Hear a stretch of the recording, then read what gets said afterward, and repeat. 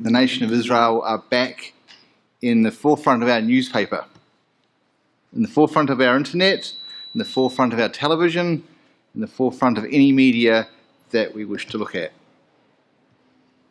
And we wonder why the city of Jerusalem is suddenly back in the news. It's one of the most mesmerizing subjects in the history of the world. When we think of all the great cities, of all the great empires of the world, there is nothing quite like the history of the city of Jerusalem. It has been destroyed totally 2 times. It's been besieged by foreign armies 23 times. It's been attacked 52 times, and it's been captured and recaptured 44 times. No city has been attacked and still exists like the city of Jerusalem. And today, if we go to Jerusalem, it is a divided city that reflects this history. Because the occupants of Jerusalem over the course of time have not always been one nation or one race of people. Today, the city of Jerusalem is a city of contention and dispute. And the great issue that it needs to be resolved is just who does the city of Jerusalem belong to? But it appears to be a very difficult question to solve.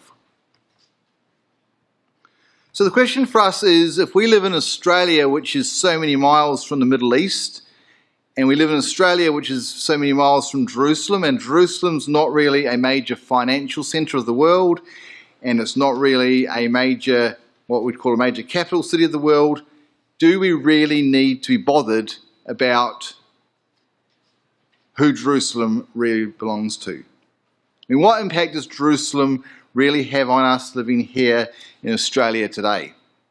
And the answer is absolutely. And then the question is, well, why? And that's the question we're going to answer tonight, God willing. See, geographically speaking, Jerusalem is at the centre of 3 major continents: Asia, Africa, and Europe. And given that it is not currently the capital of any country or nation, why does it create such interest and divide opinion when it surfaces in the news? I want you to think back to April 2017, so only 6 months ago, and President Putin of Russia was quoted as saying that part of achieving peace in the Middle East, he was open to the idea of the western part of Jerusalem being the capital of Israel and the eastern part of the city being the capital of a new state of Palestine. When he made this speech, there was no fanfare in the media. There was no media announcement, it just went past. In fact, I found this by accident that President Putin actually made this speech back in April 2017. By contrast, the world has been thrown into turmoil with a recent policy speech from President Trump of the United States. What did President Trump say that was so different to President Putin and has caused the consternation and for Jerusalem to be back in the forefront of our media? I want you to think back to the 7th of December 2017. Now, President Trump, when he was running for presidency, he made several sort of claims that were probably half the world didn't take too seriously, like building a wall between Mexico and America and delivering huge tax cuts to corporate America. And he also made one that he was going to declare Jerusalem as the capital of Israel. But the problem is that America has had a policy for about the last 20 years of declaring Jerusalem as the capital of Israel, but it also has a waiver clause in it. So for the last 20 years, every 6 months, the time comes round to declare Jerusalem as the capital of Israel, and the president signs a waiver and says, no, we'll put it away for another 6 months and we won't do anything with it. And President Trump has said, no, enough is enough. So on the 7th of December 2017, he made a statement from the White House. And this is the statement that has caused such a furore in the world today. He says, I have determined that it is time to officially recognise Jerusalem as the capital of Israel. While previous presidents have made this a major campaign promise, they failed to deliver. Today, I am delivering. My announcement today marks the beginning of a new approach to the conflict between Israel and the Palestinians. We are not taking a position of any final status issues, including the specific boundaries of the Israeli sovereignty in Jerusalem or the resolution of contested borders. Those questions are up to the parties involved. So what is so different about what President Trump said versus President Putin? Well, President Putin was quite clear to specify that he saw a day coming when the western part of the city of Jerusalem would be the capital of Israel, and the eastern part of the city of Jerusalem would be the capital of Palestine. Donald Trump did not make this differentiation. He said we need to officially recognise Jerusalem, that's the east and the west, as the capital of Israel. Now, what was President Trump's reason for doing this? Some may argue that he has a vested interest given that his son-in-law is Jewish. Some may argue rightly or wrongly that he has a vested interest given that a lot of the donors to his political campaign are Jews. Whether that's the case or not is irrelevant. Because whatever his motive is for making this statement, he has put Jerusalem and Israel firmly back on the world's notice board. As one commentator in the BBC said, no matter what President Trump's motive was, this policy speech will have ramifications. And the reason for that is that the vast majority of world leaders simply do not agree with his decision. Let's have a look at what the world's media says. So in The Australian on the 11th of December 2017, there was a very interesting opinion piece. And the editor said, in a world set against Israel, it is unfashionable to counter propaganda with basic facts. US President Donald Trump recognised a historical fact and political reality by stating that Jerusalem is the capital of Israel. So in other words, everybody knows that Jerusalem is the capital of Israel, but nobody actually wants to publicly admit it. While Trump might have specified Jerusalem west of the 1967 line, the omission could only be viewed as an invitation to violence by those who are eager to damn Trump or shed Jewish blood. In other words, what they're saying is that anybody who has a bias against Israel, anybody who has an agenda against the nation of Israel, they've taken this policy speech of President Trump's, they've twisted it, and they've used it to create furor. The head of Hamas, Ismail Haniyeh, used America's recognition of Israeli sovereignty to call for an intifada, or a holy war, against the nation of Israel. The president of Turkey, President Erdogan, said the region had been thrown into a ring of fire. You've got to love the volatile nature of the language of these leaders. Iran's Supreme Leader Ali Khamenei waxed poetic in a grand conspiracy. He said the modern-day Pharaoh is represented by the US, the Zionist regime, and their accomplices. So Iran and the Zionist regime have been arch enemies for years and years and years, and he sees this as a grand conspiracy. Islamist groups from Iran, Iraq, Lebanon, and Africa have incited jihad, or holy war, against Israel. Desmond Tutu from South Africa. I'm not sure why Desmond Tutu has decided to get involved, but he caught a glimpse of divine omniscience, and this is from this article in the Australian, this is not my words. He says, God is weeping over President Donald Trump's inflammatory and discriminatory recognition of Jerusalem as the capital of Israel. Come down to our friends, the United Nations. A special meeting of the United Nations Security Council was convened to discuss Trump's Jerusalem statement. UN members rushed to denounce him. President Trump appears to have no friends other than the Prime Minister of Israel. This man, President Putin, has been in Egypt and Turkey this week to discuss President Trump's statement. He is deeply concerned by Donald Trump's decision to recognise Jerusalem as the Israeli capital. In a telephone conversation with Turkish President Erdogan, Putin called for the Palestinians and Israel to hold back, in other words, to settle the dust and to renew negotiations. And this has been part of the problem, is that peace negotiations between the Palestinians and the Israelis have been on hold for a number of years. Mahmoud Abbas, president of the State of Palestine, has lambasted the US decision to recognise Jerusalem as Israel's capital, saying the Palestinian leadership refuses to acknowledge President Donald Trump's contentious move, calling Jerusalem the eternal capital of the State of Palestine. And we're going to see in a moment why this is a conflict and a no-win situation. Keep that phrase in mind, the eternal capital of the State of Palestine. The United Nations Security Council today, so this is in this afternoon's news, is mulling over a call for Jerusalem decision to be withdrawn.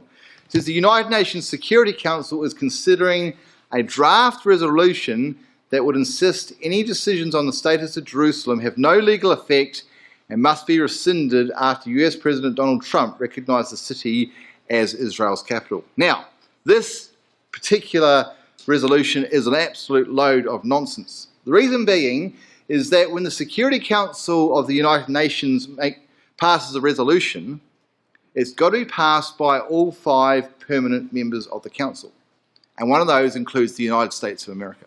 So what's America going to do? They're going to go, no, we don't agree, we're going to veto it. And that's the end of that resolution. So this is really just political grandstanding by the United Nations. They know that they have no chance of passing this resolution.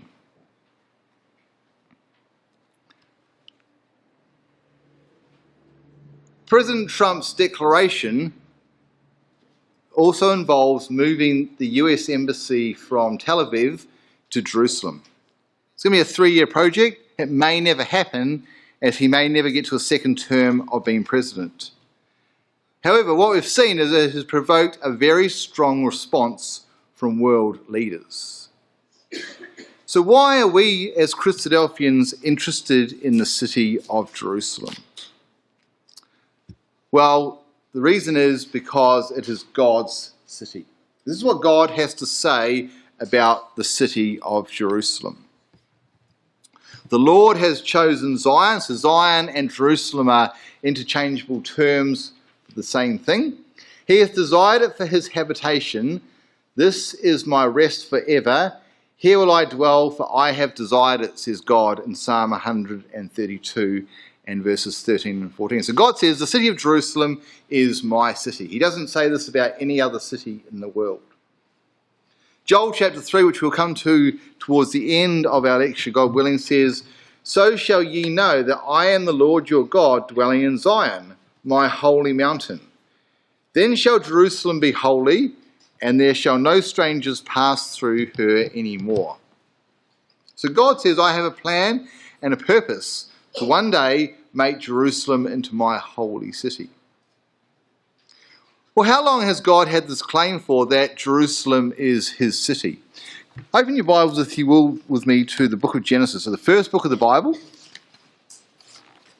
to Genesis chapter 14.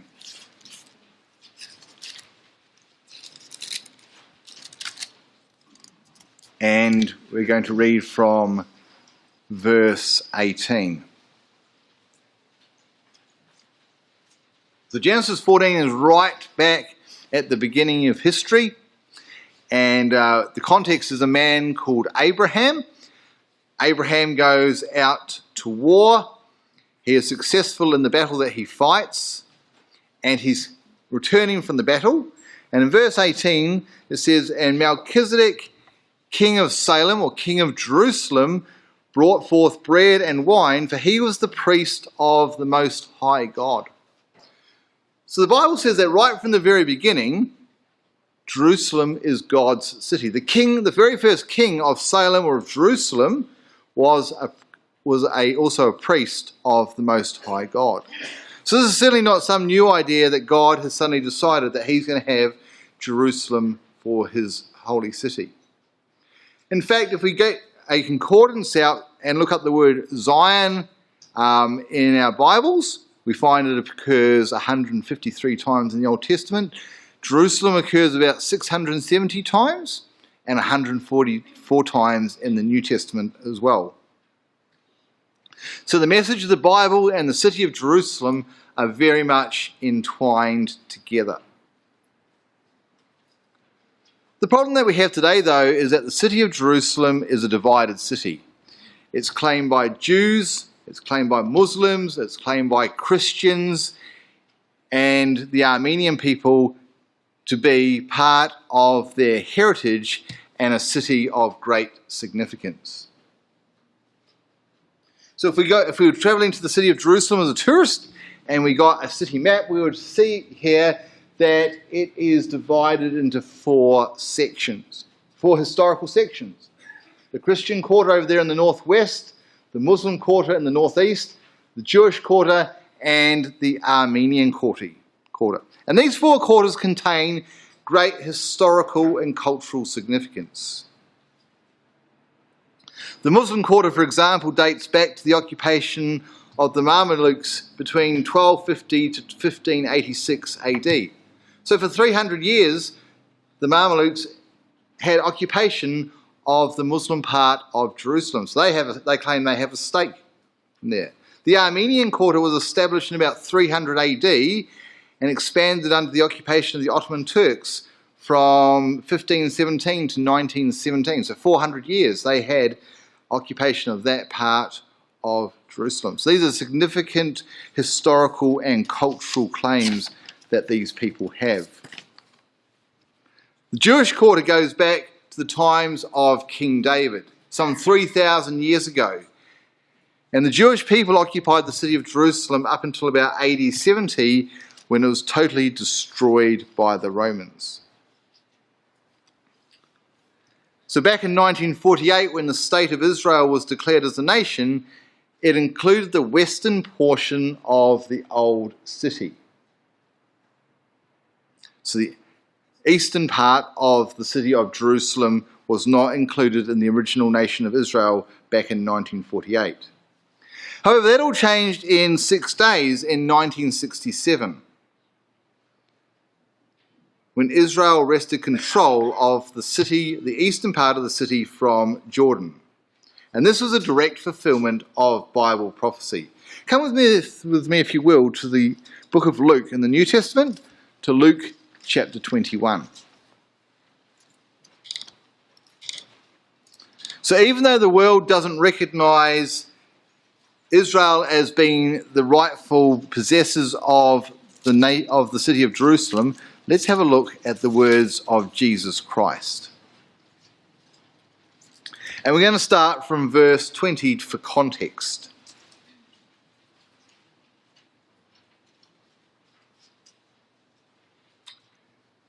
Luke chapter 21 and verse 20. And this is a prophecy that Jesus was giving about the Roman invasion of the nation of Israel, which was going to occur some 30 or 40 years later in AD 70. He says, "When ye shall see Jerusalem compassed with armies, then know that the desolation thereof is nigh. And then let them which are in Judea flee to the mountains, and let them which are in the midst of it depart out, and let them that are in the countries enter thereinto. For these be the days of vengeance, that all things which are written may be fulfilled." And then come down to verse 24. "And they shall fall by the edge of the sword, and shall be led away captive into all nations." And that's exactly what happened when the Romans invaded the nation of Israel in AD 70. They entirely destroyed not only the city of Jerusalem, but also the nation of Israel. And they drove the Jews to all the corners of the earth. And Jesus goes on to say, "And Jerusalem shall be trodden down of the Gentiles until the times of the Gentiles be fulfilled." So we've just briefly considered, haven't we, that for part of the history of Jerusalem, it was occupied by the Mamelukes.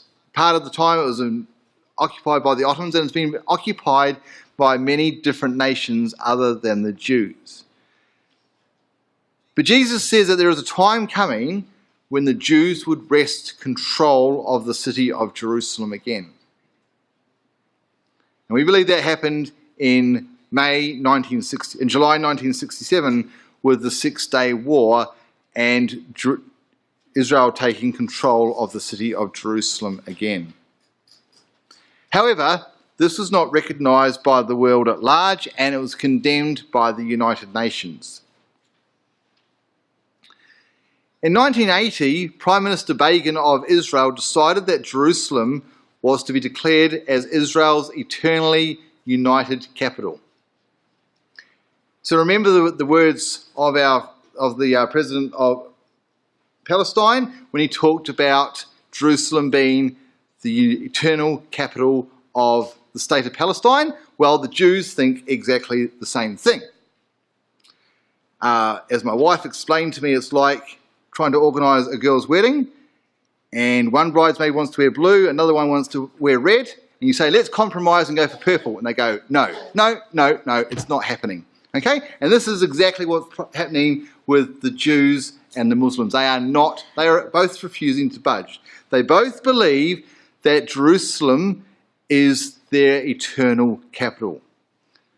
So it's one thing to have history, it's another thing to have culture, but as we know, when you have religion overlaid with it all, the whole situation just gets a whole lot messier and sticky. And that's really what the situation is with Jerusalem. It's really a religious argument. See, the Jews claim that the city is theirs, and it was given to them by King David about 3,000 years ago. They say history has declared that Jerusalem is our city, and we are not ceding it to anybody. So in 1980, with the Jerusalem Act, when they wanted to declare Jerusalem as the capital of Israel, 11 of the 13 countries that had embassies in Jerusalem moved them from Jerusalem to Tel Aviv as a protest. What does President Trump want to do? He now wants to move the US embassy from Tel Aviv back to Jerusalem. So he's reversing what the world did back in the 80s. Now, if you go to any other country in the world, where are the embassies situated? In the capital city. Okay? Go to Australia, where are the embassies of different countries? They're all in Canberra. They're all where the seat of government is. The other question that President Trump rightly has asked is, why doesn't Israel have its right to choose its own capital? Every other country chooses.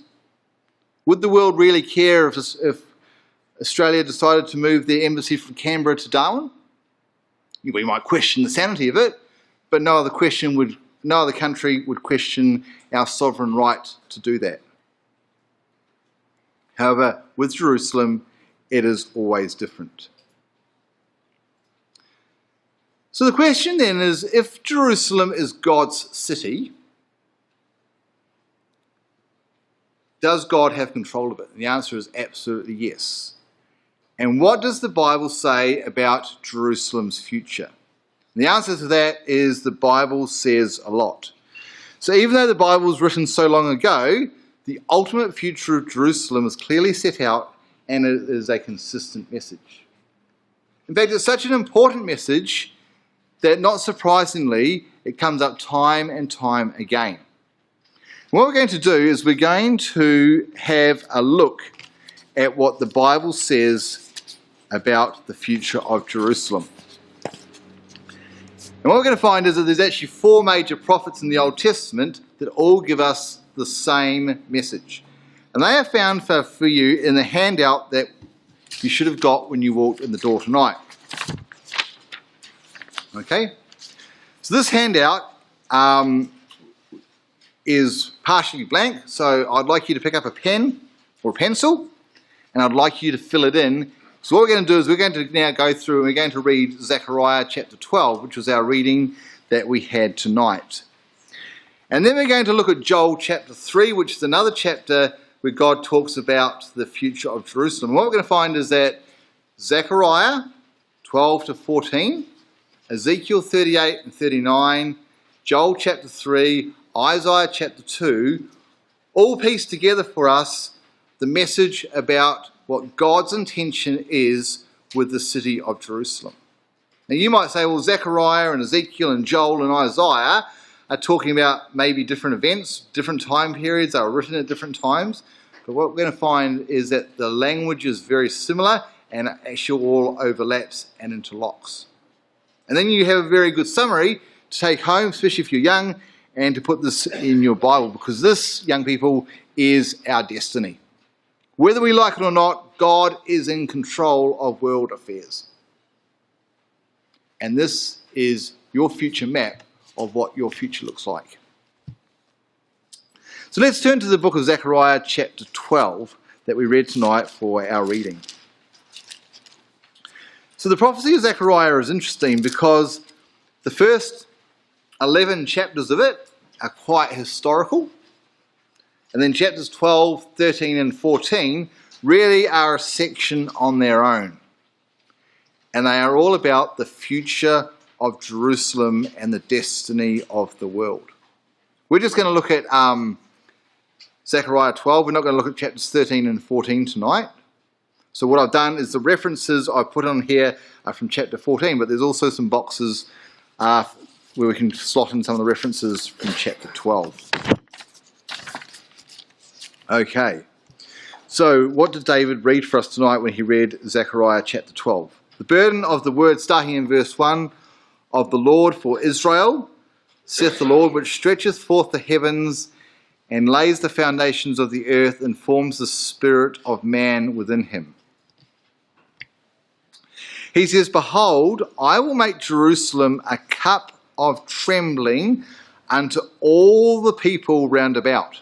Now, did you notice when we had a look at the world's opinion as to who had an opinion about Jerusalem? It was everybody. Everybody who's of anybody important in world politics has an opinion about Jerusalem. So Zechariah says he's going to make Jerusalem a cup of trembling unto all the people round about, so to all the nations round the nation of Israel, when they shall be in the siege, both against Judah and against Jerusalem. So in the first box that you've got there in Zechariah 12 and verse 14, at the top, you can slot in Zechariah chapter 12 verses 2 and 3 above chapter 14 verses 1 and 2.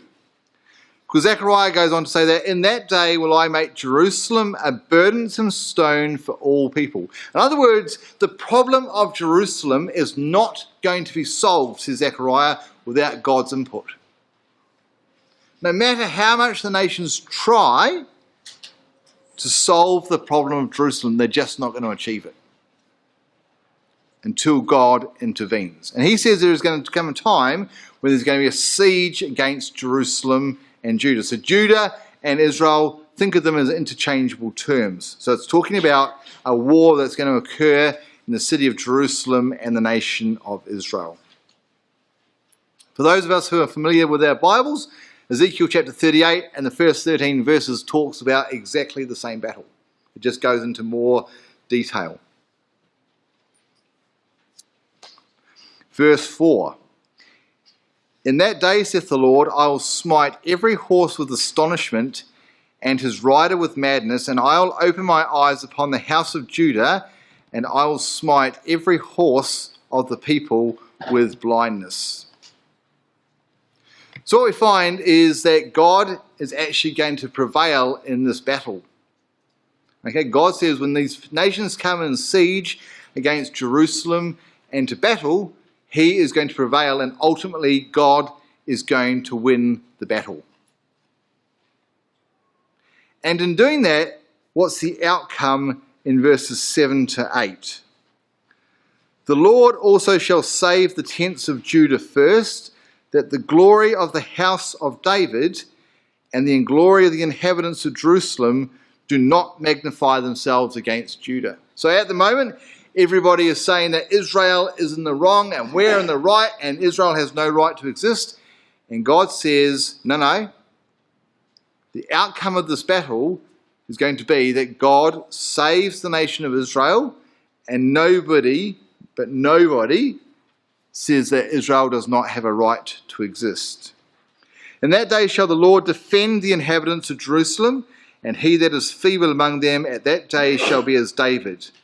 And the house of David shall be as God, and the angel of the Lord before them. So in the line where it's got God saves Judah, you can write in there Zechariah chapter 12, verses 7 and 8.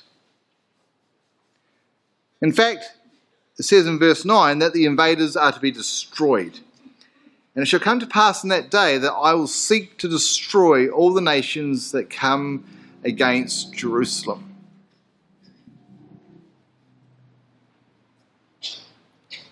Okay? And that's very similar language that we find in Ezekiel chapter 38 and 39. And we're also going to see it from Joel chapter 3 as well. So here we have Jerusalem back in the news and God's holy city. God is bringing it back into the world attention because ultimately he has a plan and a purpose. Chapter 14 goes on and it actually has some good news about what God's plan is with Jerusalem after the siege, how he's going to make it into the capital of the world. Well, are we a bit doubtful? Well, come over with me to Joel chapter 3. We're going to fill in a bit more detail from Joel chapter 3. We're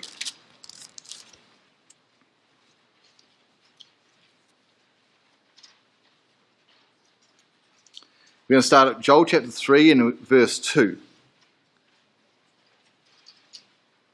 I will also gather all nations, and I will bring them down to the valley of Jehoshaphat, and I will plead with them there for my people and for my heritage Israel, whom they have scattered among the nations and part of my land. So remember we talked about how the fact that the Jews had been scattered throughout the world, they've now been restored back to the land of Israel, but God's talking about a time here when he's going to gather all the nations of the world against his holy people, the Jews.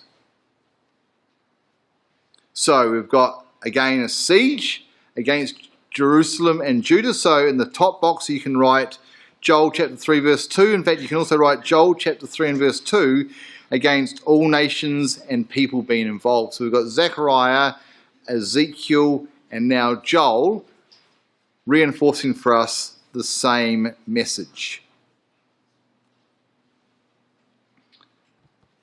In fact, Joel talks about in verse 11 also, assemble yourselves and come all ye heathen, and gather yourselves together round about. Thither cause thy mighty ones to come down, O Lord. So in verse 11, Joel also picks up this idea of multiple nations being involved in this siege against Jerusalem. Let's come down now to verse 12 and 13 of Joel chapter 3. Let the heathen be wakened and come up to the valley of Jehoshaphat, for there will I sit to judge all the heathen, or nations, round about. Put ye in the sickle, for the harvest is ripe. Come get you down, for the press is full, the fats overflow, and their wickedness is great. So again, we have this idea that these nations who come up in war against Jerusalem and Judah are going to be destroyed by God. So put that in your box for the invaders are destroyed. Joel chapter 3, verse 12 to 13. And then we're going to go down to verse 16 and 17. What's going to be the outcome of this battle? Why is this battle? The Lord also shall roar out of Zion, says Joel in verse 16, and utter his voice from Jerusalem, and the heavens and the earth shall shake. But the Lord will be the hope of his people and the strength of the children of Israel. So again, God is going to save his people, and God is ultimately going to prevail in this battle. So shall ye know that I am the Lord your God, dwelling in Zion, my holy mountain. Then shall Jerusalem be holy, and there shall no strangers pass through her anymore. So Joel says that when Jerusalem ultimately becomes God's city, God is going to be in total control. And nobody will have an agenda against Jerusalem and the nation of Israel. And God is elevated. This is the key message that I guess comes out of all of these chapters, is that ultimately God is elevated to his rightful status as the God of the whole earth. What is Jerusalem's ultimate outcome then? Verse 20 and 21. But Judah shall dwell forever, and Jerusalem from generation to generation. For I will cleanse their blood that I have not cleansed, for the Lord dwells in Zion. So today Jerusalem is a city of bloodshed. Today its future is very uncertain. It's a city of contention. It's a divided city. But ultimately, it's going to be there forever and ever, and from generation to generation, because God is going to dwell in Zion. We sang a hymn tonight, didn't we, for the start of our lecture, which was from the Psalms, Psalm 122. And we look forward to that day coming when there will be peace in Jerusalem. So let's conclude with Psalm 122, when it says, "Pray for the peace of Jerusalem, they shall prosper that love thee. Peace be within thy walls and prosperity within thy palaces. For my brethren and companions' sake, I will now say, peace be within thee." So President Trump has made this declaration. We don't know what the outcome is going to be. We don't know what's going to happen next. But we can have absolute faith and confidence that God is ultimately in control of Jerusalem and her destiny is sure. And we pray for that time to come when the peace of Jerusalem will not only be in Jerusalem, but through the whole earth.